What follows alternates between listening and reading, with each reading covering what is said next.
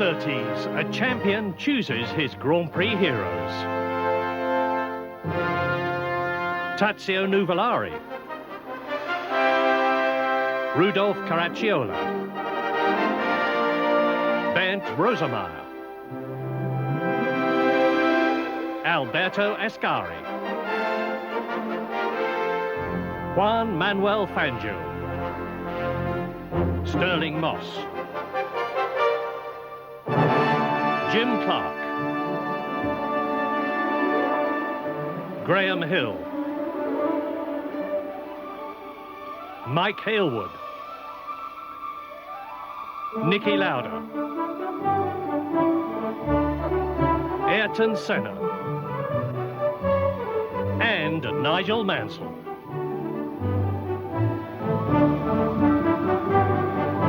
Every racing driver knows that motorsport is dangerous. Deeds of bravery and courage may bring in the laurel wreath of the classic hero, but with every Sunday afternoon of Grand Prix combat, even the most experienced champion is aware that the odds in this deadly game are shortening against him.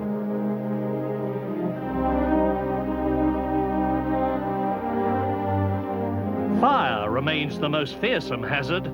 Manfred von Brauchitsch survived this refueling blaze in the Mercedes pits at the pre-war Nürburgring. In South Africa, Clay Regazzoni escaped a frightful death when Mike Hailwood lifted him from his burning BRM.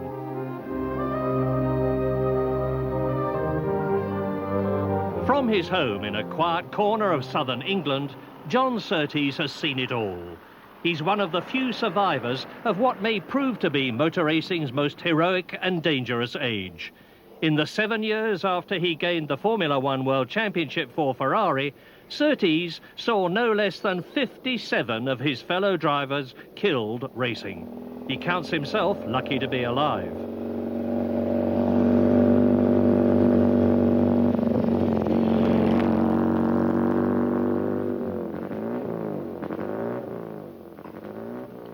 Quite apart from his 8 world titles racing bikes and cars, John Surtees' experience as a designer, constructor and team manager puts him in a unique position to judge the achievements and failures of the Grand Prix greats.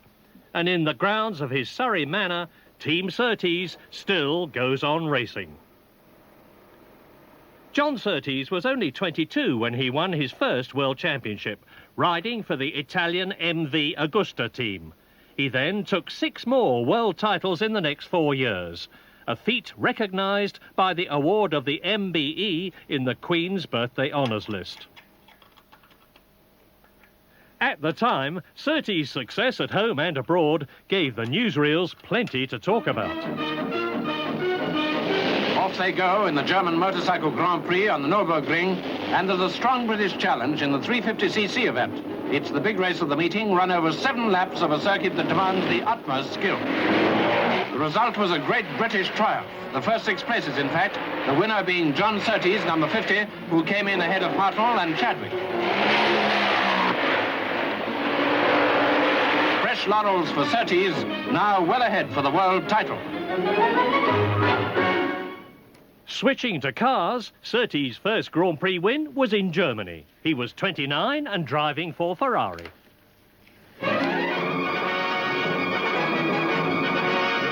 It's the 25th German Grand Prix, and the Nürburgring circuit drivers include Jim Clark and up-and-coming John Surtees. What a pity that Sterling Moss is out of the game for good. How he'd have loved to be driving again. Jim Clark already has a commanding lead in the World Championship race. All set now, and the 22 starters are away.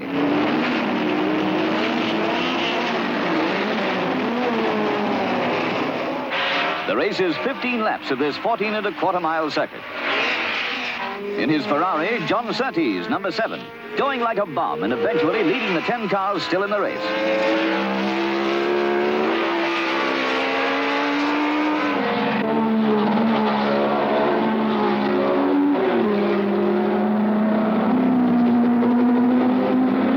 Jim Clark's Lotus Climax is giving a bit of trouble, but he's holding on to second place.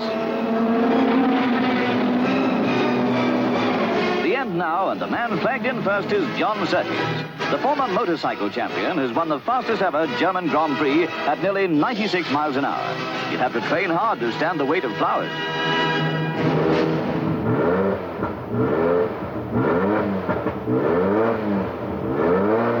The Ferrari connection still takes John Surtees to Italy. Here in the Dolomites near Cortina, he road tests the world's fastest supercar, the Ferrari F40. Enzo Ferrari welcomed Surtees to his famous Scuderia with open arms. The Commendatore had seen what Surtees could do on bikes, and he much admired the Englishman's discipline, patience and skill in technical matters.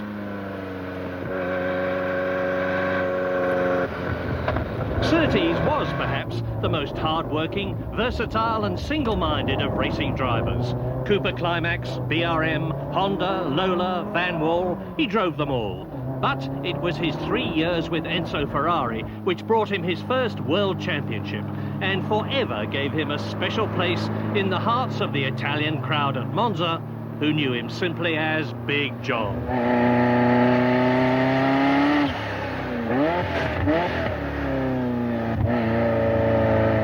When Surtees won the Italian Grand Prix in a Ferrari at Monza in 1964, the Italian spectators carried him shoulder high to the winner's rostrum.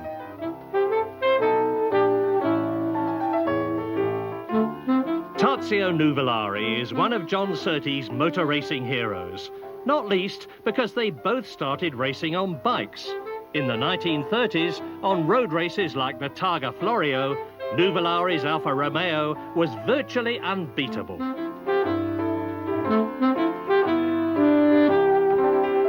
Varzi, in a Bugatti, fought out many a duel with Nuvolari in the mountains of Sicily.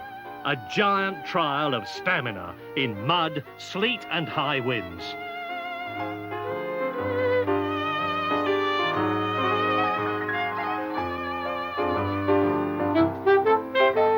This is a rare glimpse of Enzo Ferrari driving into a pit stop on the Targa Florio early in the 1930s.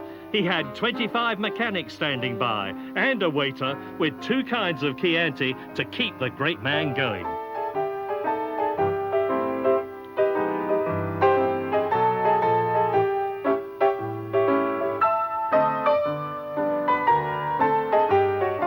Varzi exchanges his white helmet for a peaked cap and goggles to try and beat the wind and the rain, but to no avail.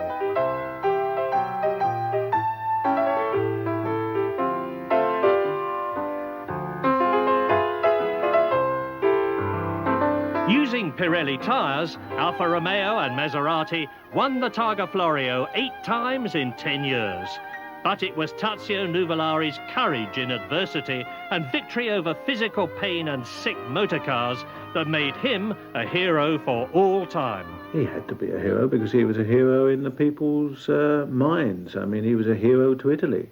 And this is very important. I think it's sad to see people trying to break down in some ways nationalistic barriers. I don't look upon them as barriers. I think it's good to be very emotional about your countrymen as the Italians are, and I think it would be very good if perhaps the British supported some of their riders and drivers through the sort of climb they must take to stardom while they're trying to get there. The Italians are particularly a race that I like, as you know.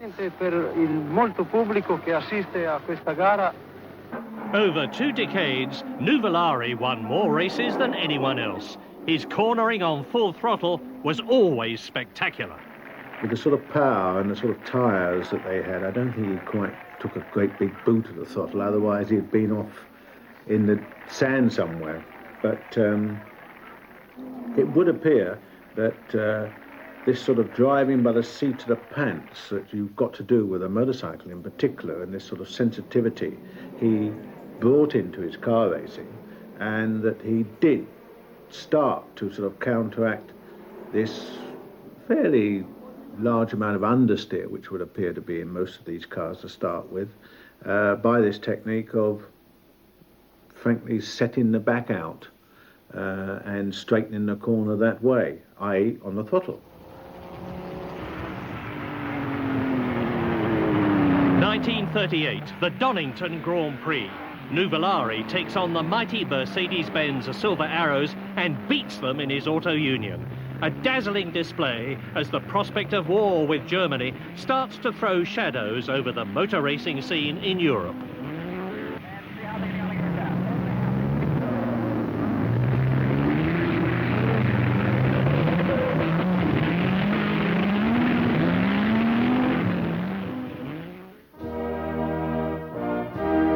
Nazi Germany used the last few years of peace to promote motoring and motorsport as never before. Soon after he became Chancellor, Adolf Hitler began to invest government money in the Mercedes and Auto Union racing teams to promote an image throughout the world of the new Germany's strength and success.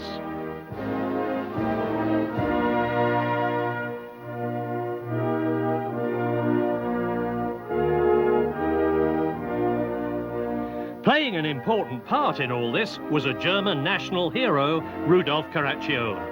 He limps to the start of the 1938 German Grand Prix, the result of dreadful injuries to his hip and legs racing in Monaco 5 years before.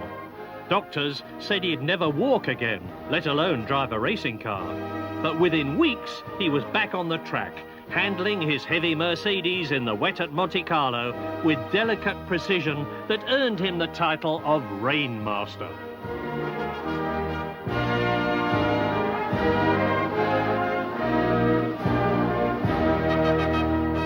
The will to fight back after injury is a recurring theme in the lives of motor racing heroes. Like Caracciola, John Surtees staged a memorable comeback after a near-fatal sports car crash in Canada. It's the old animal instinct, isn't it, to sort of get up and try and get mobile again, and particularly a sportsman. You know, a sportsman, whether he happens to sort of use wheels or just sort of do it without any machinery, has normally a rather special mentality, and they're not happy sort of just to take it.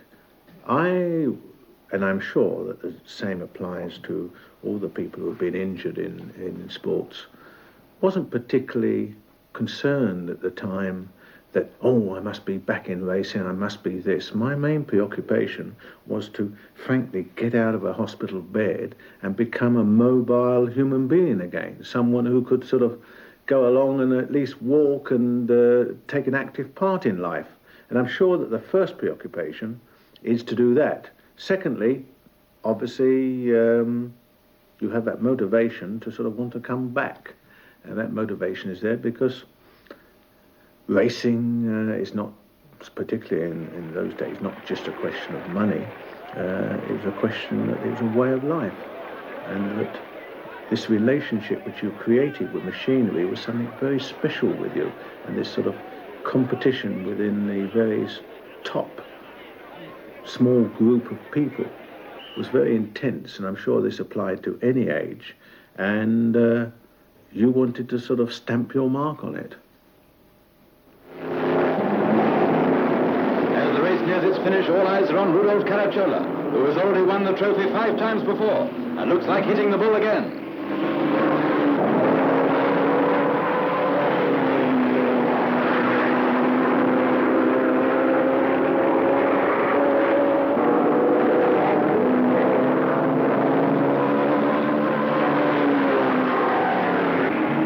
Caracciola and his mighty Mercedes number 12 takes the lead, and the man who has already won the German championship 5 times makes it 6th. In 1939 again, Rudolf Caracciola is winner of the big prize and German champion. But in 1936, Caracciola lost 5 Grand Prix races to his fellow countryman Bernd Rosemeyer, master of the tricky handling of the 16-cylinder Auto Union. In 1990 at Silverstone, John Surtees went to an historic racing car event and drove Dr. Porsche's rear-engined Auto Union to try and measure Rosemeyer's skill in handling it.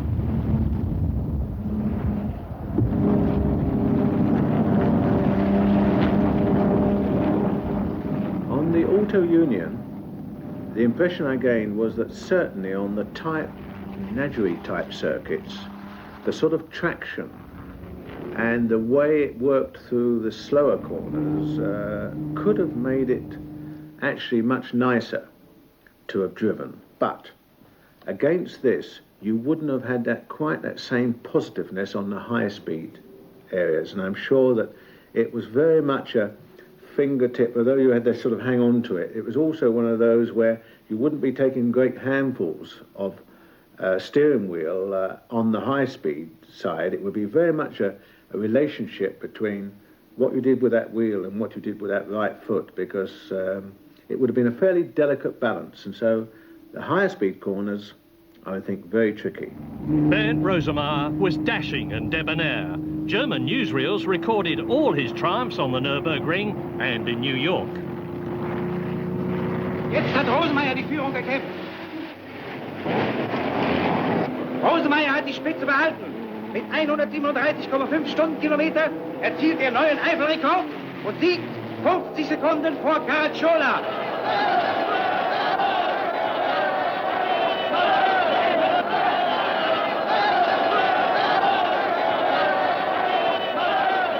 Einen Sieg in der neuen Welt erhofft sich nun auch Bernd Rosemeyer. Aber erst einmal ist das junge Paar überwältigt von Manhattan. Im Reich erwartet man zu dieser Stunde, dass die deutschen Fahrer Weltgeltung erringen. Auf der neuen Rooseveltbahn bei New York. Start vor 77.000 Zuschauern. Es geht um den wertvollen Wanderbild-Pokal. Hier Rosemeyer, Nummer 4, der den Pokal gegen stärkste internationale Konkurrenz gewann.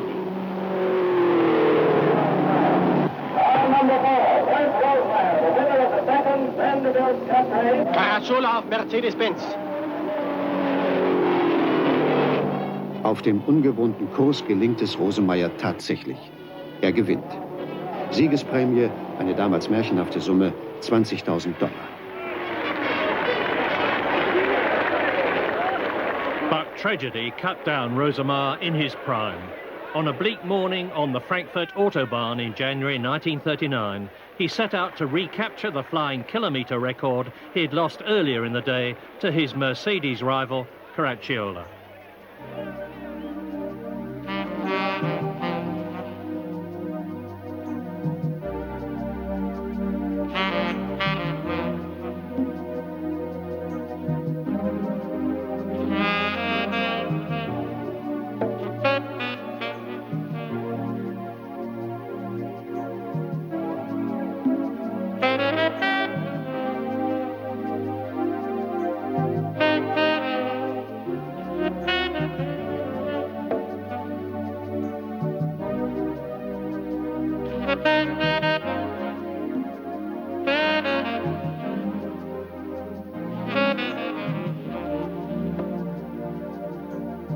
Showing all his proven flair and courage, Rosemeyer took his streamlined Auto Union to more than 240 miles an hour when a sudden crosswind plucked the car into the air. It flew into the trees and broke up. Rosemeyer was killed in an instant, a victim of the political pre-war battle for supremacy between two German motor manufacturers.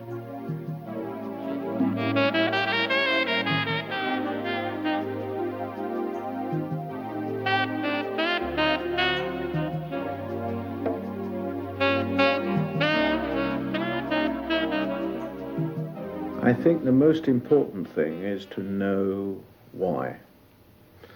The worst thing for a driver or a rider is to have an accident and for there to be no real explanation.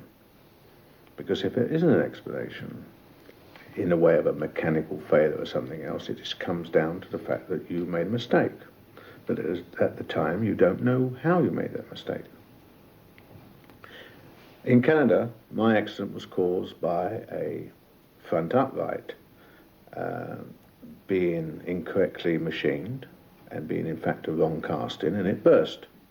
And I lost a wheel, and that was it. I know nothing about it.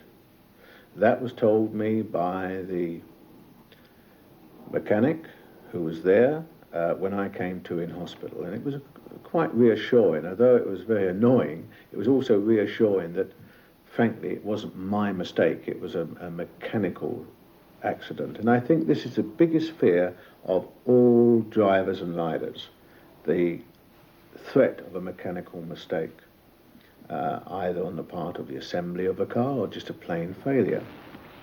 Alberto Ascari, a true Italian hero, gives an airport interview on his way to drive for Ferrari in South America.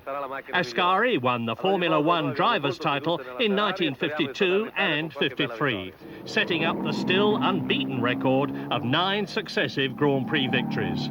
His calm, unflurried style was much in evidence when he won the 1952 British Grand Prix at Silverstone, driving Ferrari number 15.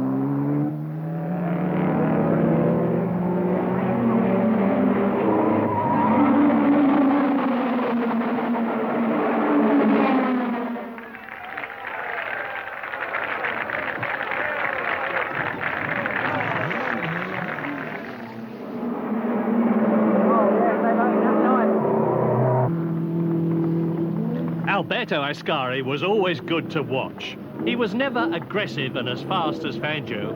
His effortless talent gave him the edge over contemporaries like Hawthorne, Gonzalez, Kling and Trintignant. In motor racing's golden days, Alberto Ascari's star shone the brightest.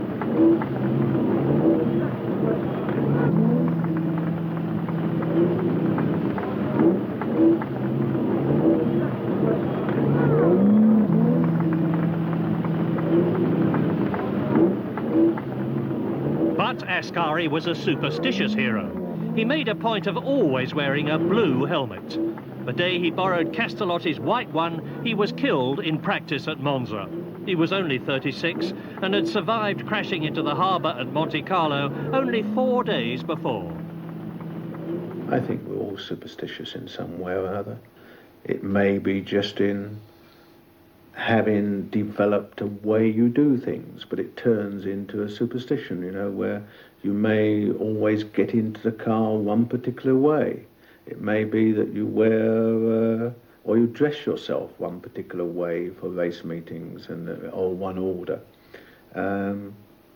Something which developed with me during my early years in motorcycling is that I ended up never actually wearing a new item for a race, because it so happened that when I was starting and falling off quite regularly from motorcycles, bouncing down the road, it always related to where perhaps I put a new pair of gloves on, or I had a new pair of goggles or a helmet, and this sort of came together. And so after that, I automatically always made certain I used any equipment in testing first before ever wearing it in an event. It's just a little superstition. Never in the whole heroic history of motorsport has there been anyone quite like Juan Manuel Fangio. Fangio was Formula One world champion racing driver 5 times in 7 years, a record of achievement unbeaten to this day. Fangio could get the best out of any car. This is the Pirelli-shod Maserati 250F on the old Nürburgring circuit in Germany. The car and the track and the tyres which brought him his greatest victory in the German Grand Prix of 1957.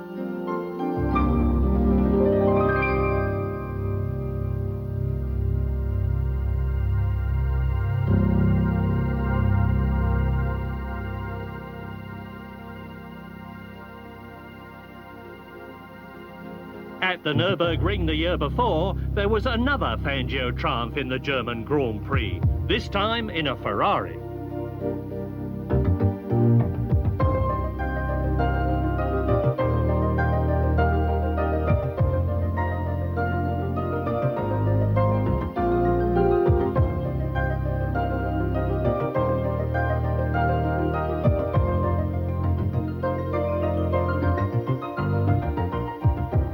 Buenos Aires in 1955, Fangio won the Grand Prix of Argentina in a Mercedes-Benz W196. The local boy was home to a hero's welcome.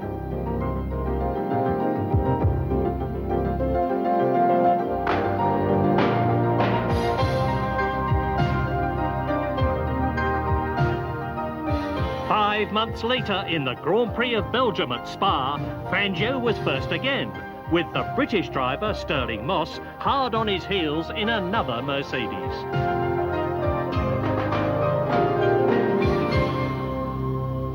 Fangio was nearly 20 years older than Moss when the Englishman joined him to drive the famous Silver Arrows, and this partnership turned into friendly rivalry when they drove against each other in other cars in other years.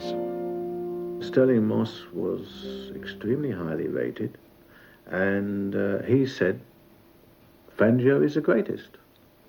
And frankly, he'd driven alongside of him in the same team with the same equipment, so who better to qualified to make a statement like that? So I think a lot of it was that. He went along and he tended to drift through life, letting other people deal with the politics and upset people. He's saying very, very little and just getting on with driving the car. And his performances spoke for themselves, because all he ever did is give a little smile and very rarely say anything bad or good about anybody. And this has meant that there's been a tremendous sort of respect and awe grow up about him. And of course he did tremendous things for Argentina, his home country, and for motor racing generally. I do believe that Fangio was someone who came to the fore when he was quite a mature person as such. I mean, it wasn't a sort of 20-year-old. And he brought with it a style of driving which was able to cope with the main opposition, which was the Italians. Very wise and obviously a very talented man. And one who befriended me, in a way, when I first started. Particularly, I recall when he came up to me and said, in his sort of slightly squeaky voice in Italian, and he said, "John, pay attention. At Ferrari, it can be very dangerous." And that's about the most, I never expected that, but it's the most I've heard Fangio say all at once. The drivers climb into their seats. Moss's car is 14, Fangio's 10, and Castellotti's 30.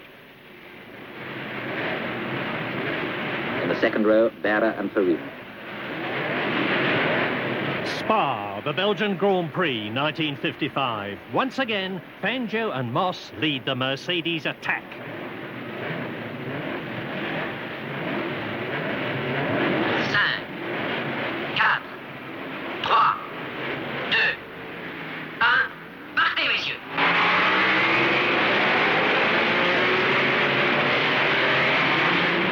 At Ridey-Young, Fangio is in the lead in front of Castellotti and Moss in third place. And then the field.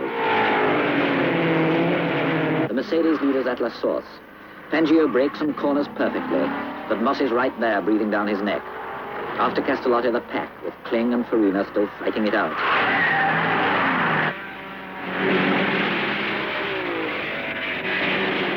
Second time up the Ridey-Young. Fangio in front of Moss. A hairpin at La Source again.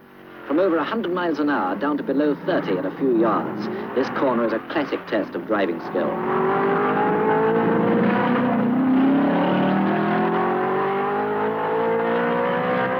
For Neubauer, the race is over, and won. Over 300 miles of superlative driving behind them, the Mercedes pair press on to victory.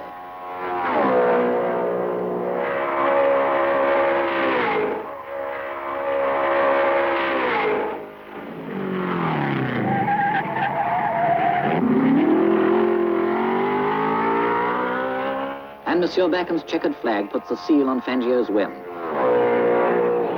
And there he goes on his tour d'honneur. 8 seconds later, and it's Sterling Moss in second place. And while the other cars are stopped at the pits, the two Mercedes take their bow around the circuit. Neubauer prepares to welcome the victors.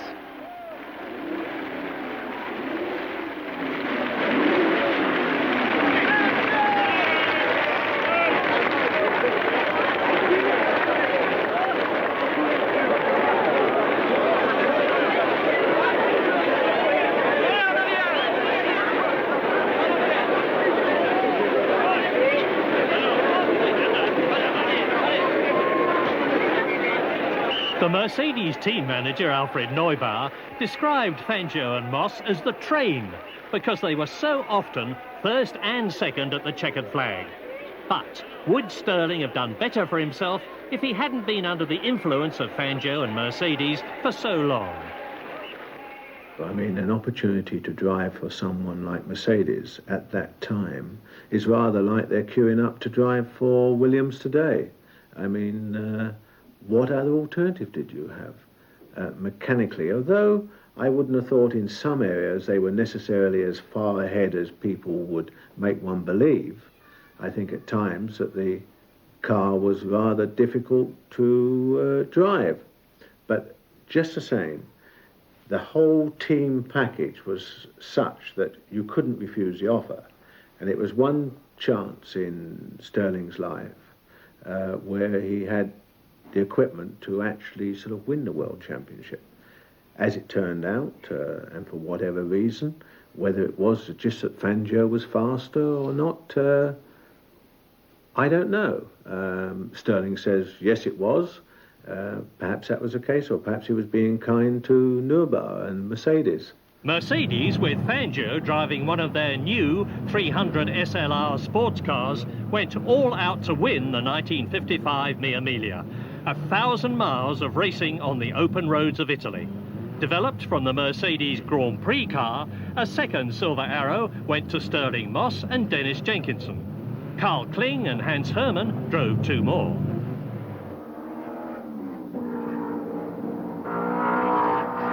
Kling crashed en route to Rome. Fangio had engine trouble. But in the drive of his life, Stirling Moss averaged 97.95 miles an hour for 10 hours from Brescia to Rome and back. Every yard of the 1,000 miles plotted by Jenkinson on a great paper roll of pace notes. Moss became the first and only Englishman ever to win this great Italian classic. Fangio finished 27 minutes behind him. Stirling's place in the hero's Roll of Honour was now secure. Stirling wasn't world champion, but what one soon understood was that he was basically one of the most competitive of people and possibly the fastest on his day. So Stirling was the man to beat. The Targa Florio. To beat Ferrari for the Constructors' Sports Car World title, Mercedes had to win this historic race. The German factory entered no less than 8 cars, including 2 for Fangio and Moss, with 8 service trucks and 45 mechanics to back them up. Moss skidded off the road on lap 3 and landed in a ditch, but spectators manhandled his Mercedes back onto the circuit, and Stirling had quite a story to tell team manager Neubauer when his battered car reached the pits. Enthusiasm still bubbles out. You know, if you say anything about Stirling, one, I looked upon him as one of the most competitive people, one of the people who never stopped trying, irrespective. And that's the sort of person after my own heart. I love that. And 2, you know, this bubbling enthusiasm. And 3, of course, he works very hard at it.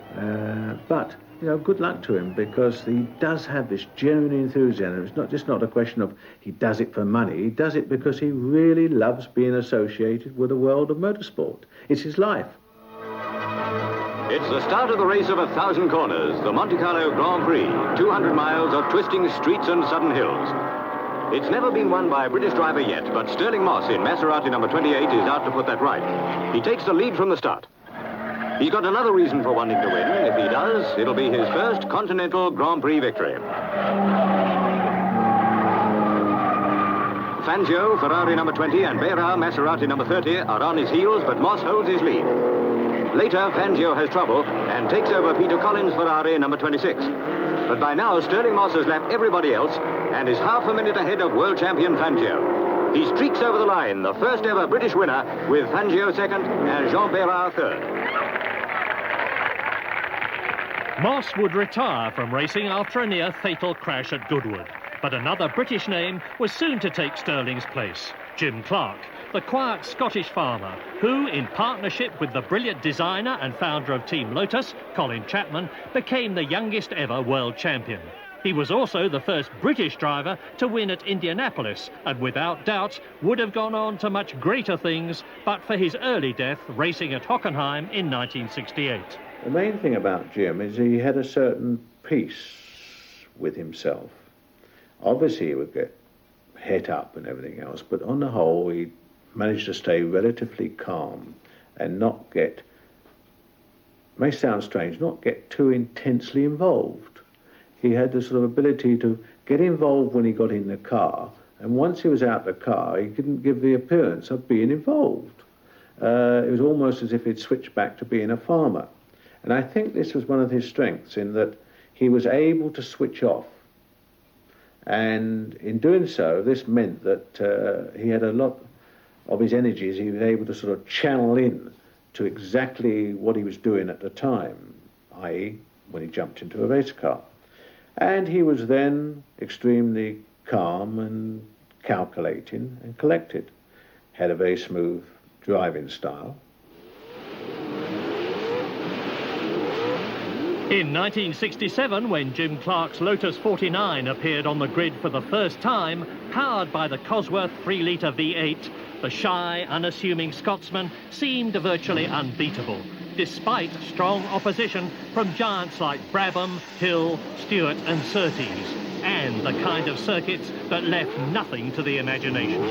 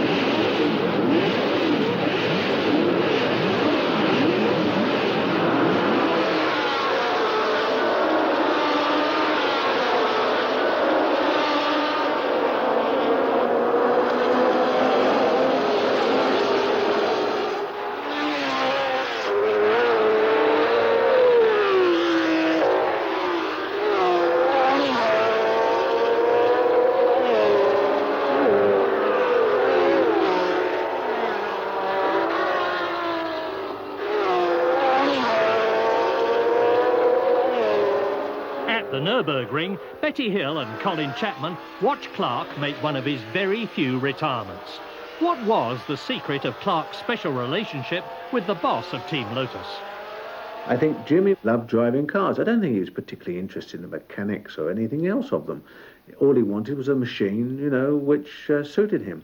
And this suited Chapman very well.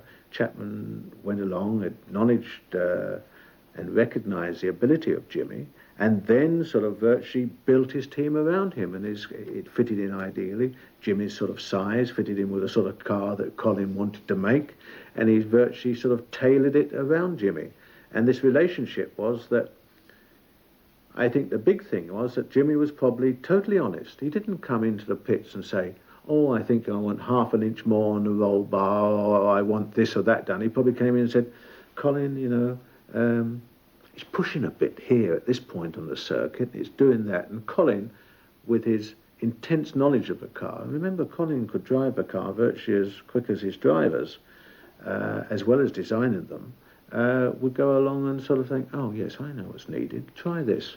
And he'd go along and do that adjustment. And this was the strength of their relationship. Mexico City, and the Grand Prix season ends with an unforgettable fight between the two Lotus stars, Jim Clark and Graham Hill.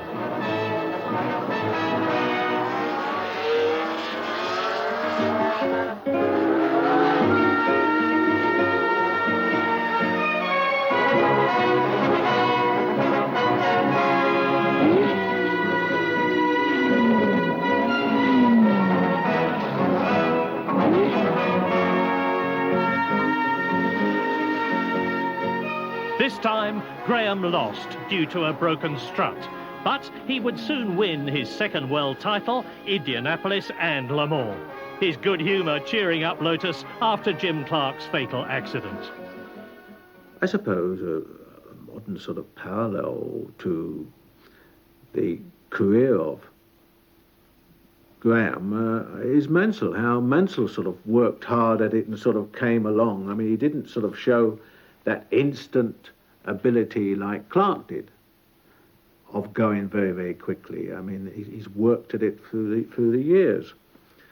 But Graham was a great character around the place. Of course, he also appealed greatly at the time when sponsors started to come in to people who wanted a bit of a chat up, and he didn't just leave his chat up for sponsors, of course. He sort of was quite an asset to the ladies. Perhaps he sort of seemed a little bit sort of a playboy off at times, but actually he was terribly serious, and he also sort of understood some of the basics, so he was quite an asset to a team. And you'll be sure that he would give of his all. This is the big thing, is that, Graham was looked upon as a very sort of persistent and dogged person. Perhaps he wouldn't sort of try any real startling things, but if you had him behind you, you knew he was there. I mean, and that if you made a mistake, he'd be, there to take advantage of it. Graham Hill retired only to die in an air crash, but not before he'd shown his true worth as a tenacious driver in racing and development. Well, it's got some poke. Good. And a bad old tool. Do you think we'll have it ready in time for sample? Oh, I hope so. Should do, I think. It should go well there. I think we'll have to probably alter one or two little things, but it certainly gets up and goes. It's very impressive. Mike Aylward was a hero by any reckoning. Aggressive, courageous and fast. Winner of 12 TT races on bikes before he took to four wheels with Lola and then Surtees. It was in 1973, when he was driving for John Surtees in the South African Grand Prix, that he won the George Medal for an act of outstanding bravery, saving Clay Regazzoni from certain death by getting him out of the cockpit of his blazing BRM. All I remember of it, of course, is that one moment we've got a car going round the track, the next moment, the car doesn't appear. And from the pits at that time, you could sort of see down to the bottom corner, and you just saw this sort of ominous cloud of smoke. And that was quite terrifying, because although cars by that stage were much better relative to the fire risk and general safety, they still weren't to the sort of standards that they later became, or like today. So that was quite a terrifying moment. Then the news filtered back about how Mike had sort of seen this sort of situation and had dived in and had pulled Regazzoni after many attempts out of the car. The marshals having been a little tardy in sort of getting in on the act, which was not just a criticism of the South African, because frankly that sort of side was rather slack throughout the world. And it was only in latter years that it all tightened up. But that was a fantastic act on Mike's part. But again, it's this sort of spirit where have a go. And that's the sort of people which you have involved in motorsport. The heroism of Niki Lauda also had its origins in a terrible fire. Driving a Ferrari at the Nürburgring, his car crashed and burst into flames. Burnt and on the brink of death for 4 days, this incredible Austrian fought his way back to fitness and a Grand Prix drive at Monza only 6 weeks later, albeit with scars for life. Moral courage too. He threw away a second world title by walking out of a wet Japanese Grand Prix he thought too dangerous. Many people will turn round and say about Niki, he wasn't a particularly courageous driver. Niki was a calculating and very efficient driver. Someone who knew what had to be done, didn't want to take too many risks if it came to it, which he thought were unnecessary. I mean, look at the courage he displayed by just pulling out of the race in Japan. I'm not sure that I could have done that, or wanted to do it, mind you. But on the other hand, I give Niki the credit for being decisive in his actions. He knew what he wanted to do and he knew what he didn't want to do. And he wasn't willing to pay any price. He knew how far he would want to go, and I think that Nicky has been someone who didn't suddenly appear on the scene. He developed relatively slowly, but then he brought a lot of expertise and a lot of thought. A very thoughtful person, obviously.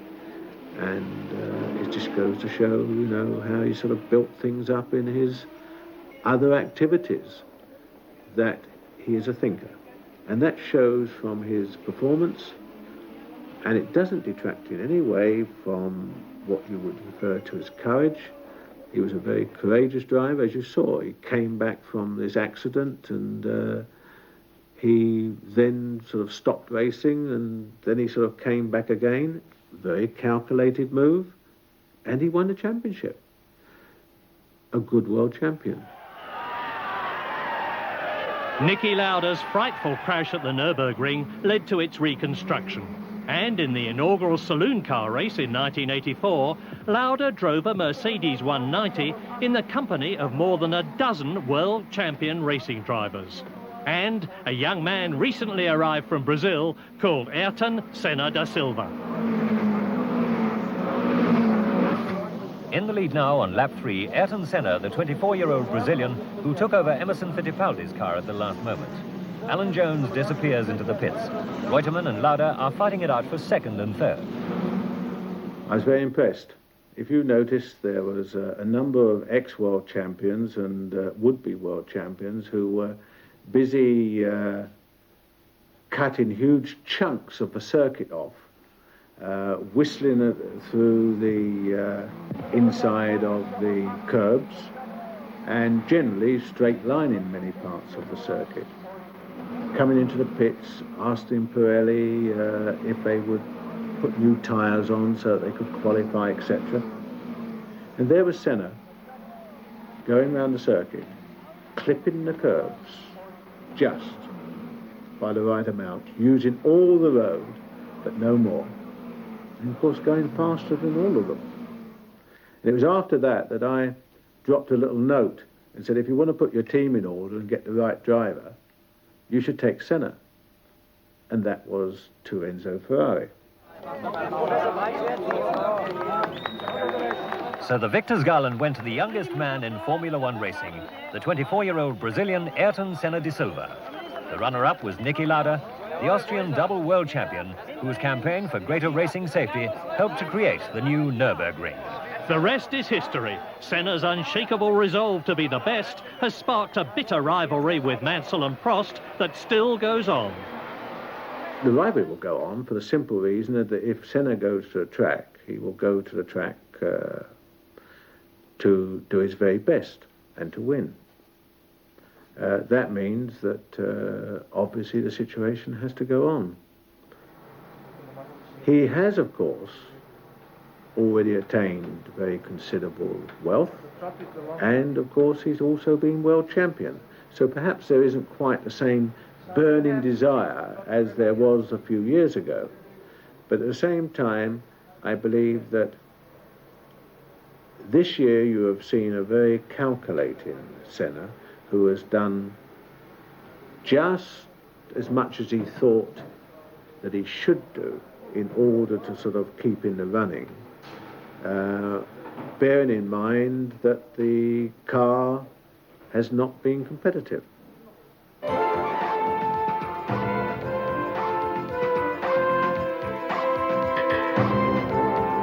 Prost, Senna, Mansell. The modern breed of motor racing heroes are multi-millionaires, with ships and planes and accountants waiting at their command.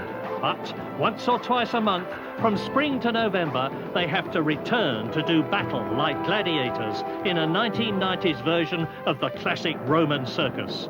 Here, despite all the skill and knowledge and high technology, courage can still be a decisive factor, and the survivors deserve to be remembered as heroes. Ayrton Senna is one, Nigel Mansell is another.